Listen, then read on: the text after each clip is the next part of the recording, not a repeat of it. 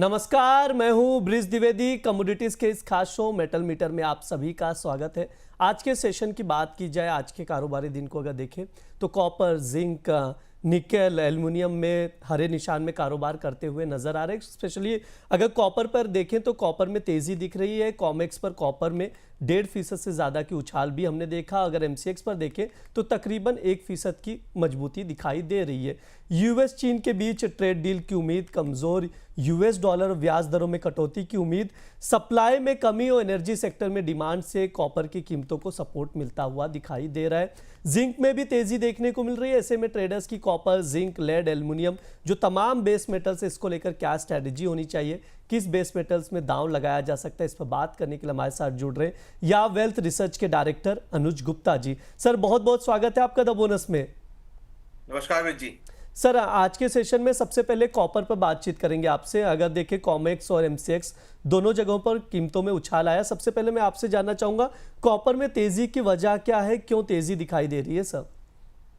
देखिए, कॉपर अगर आप देखेंगे या सभी बेस मेटल को देखेंगे तो पिछले करीबन 2 महीनों से लगातार हम सभी बेस मेटल में एक पॉजिटिव ट्रेंड आते हुए देख रहे हैं। और जहां तक अभी करंट सिचुएशन का बात है तो जैसे ही यूएस और चाइना के बीच ट्रेड डील में कुछ प्रोग्रेस होती हुई दिख रही है तो एक डिमांड सिनेरियो यहाँ पर आता हुआ दिख रहा है। इवन अगर आप देखेंगे तो इंडिया, चाइना, रशिया के बीच जब एक संधि हुई थी तो हमने अगेन एक पॉजिटिव मोमेंटम सभी बेस मेटल में आते हुए देखा था, क्योंकि भारत और चाइना दोनों ही बहुत बड़े कंज्यूमर हैं इंडस्ट्रियल मेटल्स के। तो हम देख रहे हैं कि ना कहीं इंडस्ट्रियल मेटल में अच्छी खासी डिमांड बनती हुई देख रही है। हमें लगता है कि ये जो यूएस और चाइना, यूएस और इंडिया के ट्रेड डील के बीच जो प्रोग्रेस आ रही है उससे काफी हद तक इंडस्ट्रियल मेटल को सपोर्ट मिल सकता है। और हम देख रहे हैं काफी अच्छी डिमांड यहाँ पर आती हुई दिखाई दे रही है। उसकी वजह से हम देख रहे हैं कि सभी इंडस्ट्रियल मेटल में एक अच्छा खासा सपोर्ट आता हुआ दिखाई दे रहा है।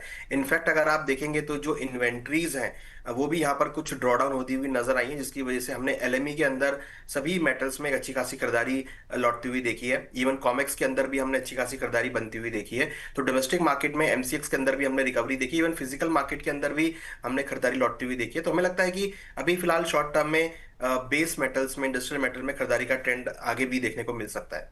सर, अगर कॉपर को देखें एमसीएक्स पर तो 1000 के ऊपर ट्रेड करता हुआ इस वक्त कॉपर नजर आ रहा है। सर, क्या कुछ रेंज निकल रहे, शॉर्ट टर्म नजरिए से क्या व्यू रहेंगे सर कॉपर को लेकर आपके?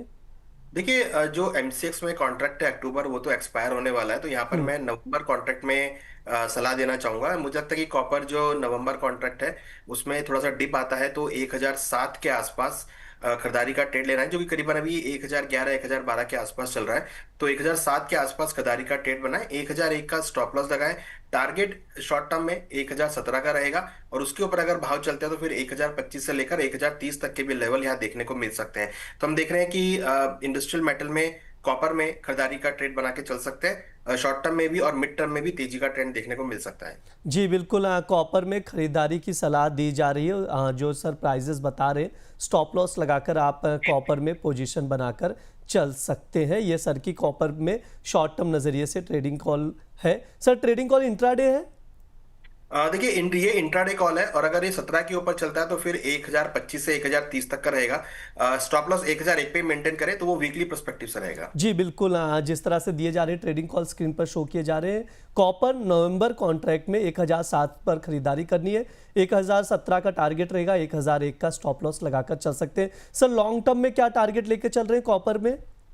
देखिए, अभी तो हम लॉन्ग टर्म में 1030 को टारगेट कर रहे हैं। 1030 अगर ब्रेक करता है तो फिर आगे आपको पॉजिटिव मोमेंटम देखने को मिलेगा। मुझे लगता है कि अपसाइड मोमेंटम जो है सभी इंडस्ट्रियल मेटल में आपको यहाँ देखने को मिल सकता है। इनफैक्ट अब हम धीरे धीरे लेड के अंदर भी मोमेंटम आता हुआ देख रहे हैं। तो मुझे लगता है कि सभी बेस मेटल में खरीदारी का ट्रेड देखने को मिल सकता है।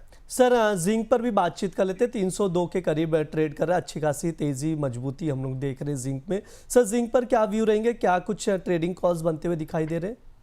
देखिए, जिंक अगर आप देखेंगे तो काफी हद तक इसमें हमने अच्छा खासा मोमेंटम आते हुए देखा है। अगर आप देखेंगे तो लास्ट ईयर भी जिंक करीबन 19% इंक्रीज हुआ था। और अगर हम इस साल की बात करें तो इस साल करीबन 7% की रिकवरी हमने आती हुई देखी है। इवन अगर आप देखेंगे तो ये करीबन छठा महीना है जिसमें लगातार हम जिंक में खरीदारी लौटती हुई देख रहे हैं, और इस महीने करीबन 3.5% से ऊपर की रिटर्न हमने जिंक में आती हुई देखी है। तो जिंक सबसे ज्यादा पॉजिटिव हमें यहाँ पर लग रहा है। जिंक में काफी कंसोलिडेशन के बाद अब रिकवरी का ट्रेंड आता हुआ दिखाई दे रहा है। हमें लगता है कि ये रिकवरी आगे कंटिन्यू हो सकती है। हालांकि हमें लगता है कि लॉन्ग टर्म जिंक में आपको 350 से लेकर 370 तक के टारगेट देखने को मिल सकते हैं। बट अगर हम शॉर्ट टर्म इंट्राडे की बात करें तो नवंबर कॉन्ट्रैक्ट में खरीदारी की सलाह रहेगी करीबन 295 के आसपास। स्टॉप लॉस 292 का लगाएं, टारगेट 303 तक इंट्राडे में देखा जा सकता है। जी बिल्कुल, हाँ, इंट्राडे में जिंक में खरीदारी की सलाह दी जा रही। मैं चाहूंगा एक बार ट्रेडिंग कॉल स्क्रीन पर शो कर दिया जाए जिंक का, तो दर्शक नोट डाउन करके चल सकते हैं। जिंक नवंबर कॉन्ट्रैक्ट 295 पर खरीदना है, 303 का टारगेट रहेगा, 292 का स्टॉप लॉस लगाकर चल सकते हैं। सर एल्यूमिनियम पर क्या व्यू रहेंगे आपके? अभी हम लोग देख रहे हैं 267 के करीब एल्यूमिनियम ट्रेड कर रहे हैं सर। देखिए, एल्युमिनियम अगर आप देखते हैं तो काफी हद तक थोड़ा रेंज बाउंड रहा है। मगर अगर हम बात करें एल्युमिनियम फ्यूचर्स मार्केट में, तो यहाँ पर भी हमने काफी अच्छी शानदार बढ़त बनते हुए देखी है। इनफैक्ट ये तीसरा साल है। अगर हम बेस मेटल की बात करें तो करीबन 2023 में ये करीबन 1.5% इंक्रीज हुआ था, 2024 में करीबन 14.25% इंक्रीज हुआ था, और अभी इस साल करीबन 12% की रिटर्न के साथ ट्रेड करता हुआ नजर आ रहा है।